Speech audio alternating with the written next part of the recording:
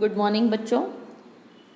In my previous video, we have seen lesson Great Scientist, first part.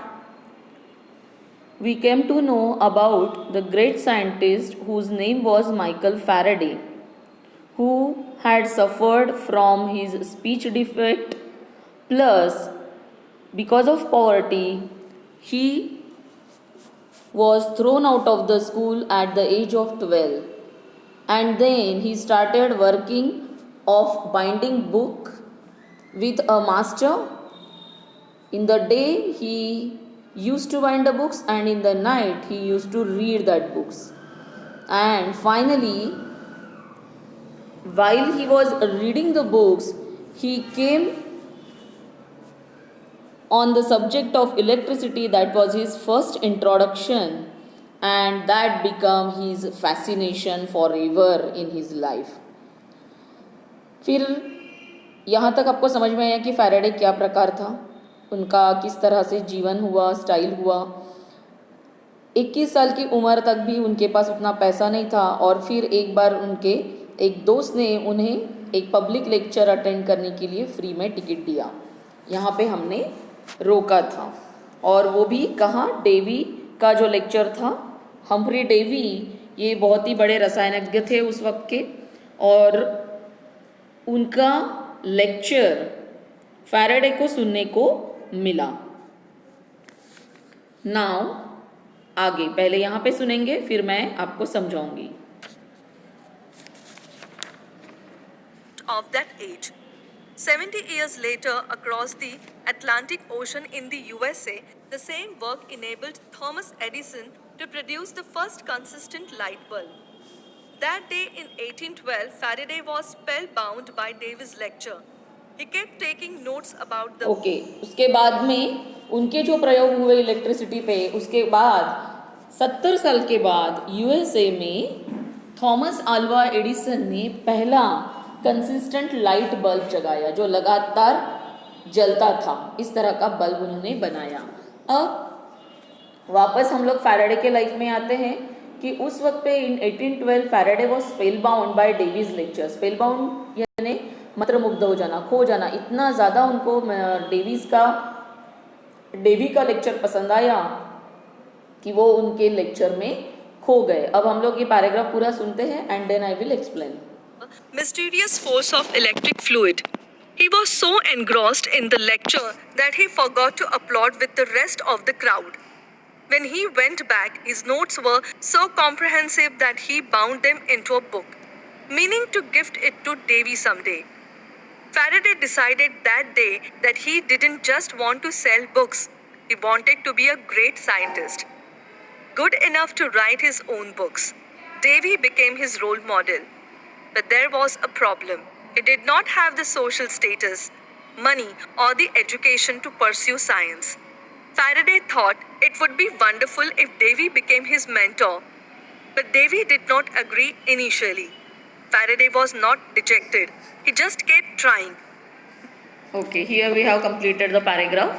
What is given in this paragraph? That day in 1812, Faraday was spellbound by Davy's lecture. वो इतना मंत्रमुग्ध हो गए उनके lecture से कि वो सब कुछ भूल गए. He kept taking notes about the mysterious force of electric fluid, और वो mysterious force of electric fluid इस विषय का नोट्स बनाने लगे. तो जो फैराडे बोल रहे थे, डेवी जो बोल रहे थे, वो फैराडे अपने नोट में नोट कर रहे थे, और वो इतना खो गए उसमें कि ही वॉज सो इनग्रॉस, वो इतना तल्लीन हो गए वो लिखने में in the lecture, that he forgot to applaud with the rest of the crowd. जब उनका लेक्चर ख़त्म हुआ तो जो पूरी क्राउड वहाँ पे जमा हुई थी, जो भीड़ इकट्ठा हुई थी, उन सब ने डेवी को सराहा, उनको अपलॉड किया, तालियां बजाई. लेकिन जो फैराडे था वो लिखने में बहुत तल्लीन हो गया था. When he went back, his notes were so comprehensive that he bound them into a book, meaning to gift it to Davy someday. और जब वो वापस गए और उन्होंने उन किताब नोट्स को बाइंड किया, तो वो इतने व्यापक थे, इतने ज़्यादा लिखे थे उन्होंने 1 घंटे में, कि उसकी एक किताब बन गई. और उन्होंने सोचा फैराडे ने कि मैं ये डेवी को एक दिन गिफ्ट करूँगा.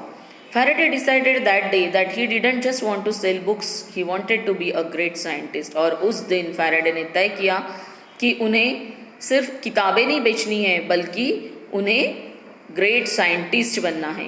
Good enough right his own book, और इतना अच्छा कि जो अपनी खुद की किताब बना सके, इतना बड़ा साइंटिस्ट उनको बनना था. Davy became his role model, Davy उनका प्रेरणा स्रोत बन गया. But there was a problem, but एक बहुत बड़ी प्रॉब्लम थी. He did not have the social status, उनका सामाजिक स्थिति कुछ भी अच्छी नहीं थी, सामाजिक स्तर नहीं था उनका. मनी, पैसा नहीं था, और एजुकेशन यानी शिक्षण भी नहीं था. टू परस्यू साइंस, अगर वो साइंस को लक्ष्य बनाना चाहते तो उनको इन तीनों चीज़ों की ज़रूरत पड़ती जो कि आज भी पड़ती है.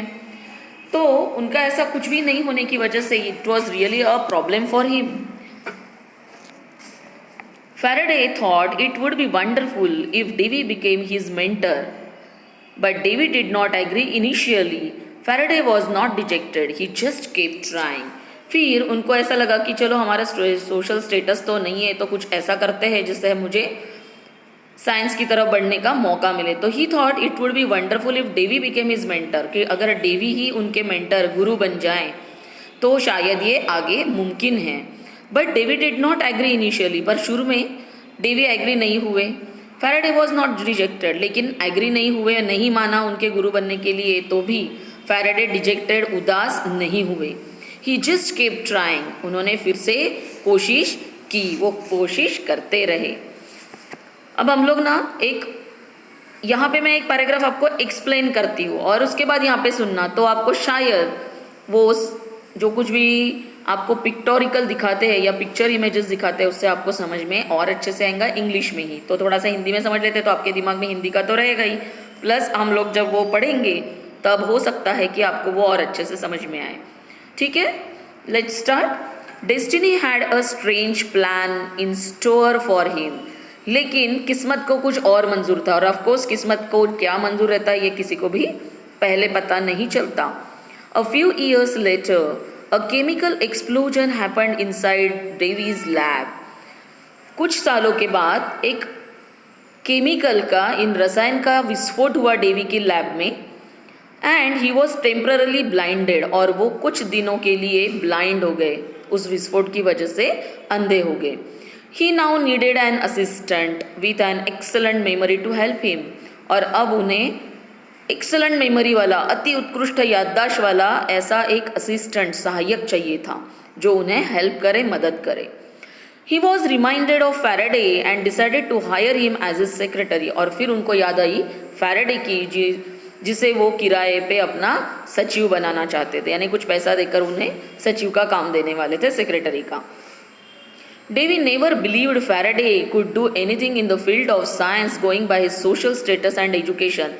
अब जैसे उनके पास ना सोशल स्टेटस था, कोई सामाजिक स्थिति नहीं थी कि वो कोई समाज में ऊंचे तरीके से जी सके, जैसे ना वो शिक्षक बन पाए, ना शिक्षक के बेटे थे, ना डॉक्टर के बेटे थे, वो एक गरीब घर के थे. तो इस तरह का जो सोशल स्टेटस होता है उसके ऊपर से बहुत सारे लोग सोचते हैं कि ये फिर ऐसा बनेगा वैसा बनेगा, और जिनका सोशल स्टेटस नहीं होता उनके बारे में लोग सही नहीं समझते, उनको लगता हाँ ये तो ऐसे ही, ये फालतू, ये कुछ नहीं करने वाला. तो सेम वे से डेवी ने भी वही समझा. प्लस उनका एजुकेशन भी नहीं था, तो उनको ये भी लगा कि ना एजुकेशन है ना सोशल स्टेटस है, तो ये किस तरह से आगे बढ़ेगा, ये शायद आगे नहीं बढ़ेगा. He therefore dismissed Faraday's aspirations and advised him to stick to book binding, और इसलिए उन्होंने फैराडे के जो आकांक्षाएं थी उसको खारिज कर दिया, डिसमिस कर दिया, और उन्हें एडवाइस दी, उनको सलाह दी कि to stick to book binding, कि वो बुक बाइंडिंग का ही काम करते रहे जीवन भर. बट फैराडे वॉज रिलेंटलेस, लेकिन जो फैराडे था वो रिलेंटलेस था. यहाँ पे दयाहीन वर्ड है, लेकिन मुझे ऐसा लगता है कि उन्हें कोई फ़र्क नहीं पड़ा, इस तरह से हम इसको ले सकते हैं. He worked day and night and learned as much as he could about Davy's experiments. उन्होंने रात दिन पढ़ाई की और डेवी के एक्सपेरिमेंट के बारे में जितना वो जान सकते थे उतना उन्होंने जानने की कोशिश की. Soon Faraday became indispensable to Davy and was promoted to his lab assistant. और कुछ ही दिनों में डेवी के लिए अपरिहार्य हो गया, वेरी नेसेसरी हो गया फैराडे, जिसको उन्होंने अपना लैब असिस्टेंट बना लिया। This was his first step towards a scientific career. ये फैराडे की पहली सीढ़ी थी जो उन्हें वैज्ञानिक व्यवसाय की तरफ ला रही थी, यानी साइंटिफिक करियर उनको मिलने का ये पहला पायदान था या सीढ़ी थी।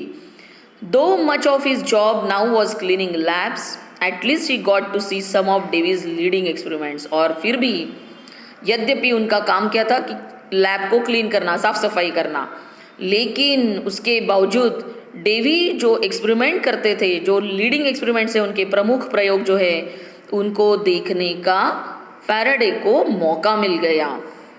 सुनते हैं अभी। Destiny had a strange plan in store for him. A few years later, a chemical explosion happened inside Davy's lab, and he was temporarily blinded. He now needed an assistant with an excellent memory to help him. He was reminded of Faraday and decided to hire him as his secretary. Davy never believed Faraday could do anything in the field of science going by his social status and education. He therefore dismissed Faraday's aspirations and advised him to stick to bookbinding. But Faraday was relentless. He worked day and night and learnt as much as he could about Davy's experiments. Soon Faraday became indispensable to Davy and was promoted to his lab assistant. This was his first step towards a scientific career. Though much of his job now was cleaning labs, at least he got to see some of Davy's leading experiments. Okay, यहाँ पे रुकते हैं। Next video में आप लोगों को बचा हुआ जो पोर्शन है इस लेसन का वो देखने को मिलेगा। यहाँ पे आपको पता चला है कि फैराडे किस तरह से अपने साइंटिफिक करियर की तरफ आगे बढ़े। Okay, good day. Even then, Davy did not have much hope for Faraday.